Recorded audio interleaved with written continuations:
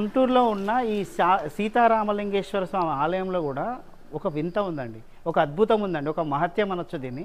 ఆ మహత్యం ఏంటంటే ఇప్పుడు మనం దర్శనం చేసుకున్న తర్వాత పక్కనే మనకి ఇక్కడ గుండం కనిపిస్తుందండి. ఇది మరొక మహానంది అని వచ్చేమో, హైదరాబాద్ మహానంది అని పిలవచ్చేమో. ఎందుకంటే ఇక్కడ కూడా శివలింగం కింది నుంచి నీళ్లు ఊరుతుంటాయండి ఎప్పుడు కూడా, 24 గంటలు 365 రోజులు కూడా.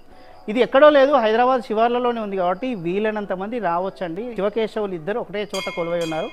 కార్తీక మాసంలో ఇద్దరిని అర్చించాలి మనకు తెలుసు. ఇక్కడ ఒక్క దగ్గరికి వస్తే ఇద్దరిని అర్చించే అవకాశం కూడా ఉంటుందండి.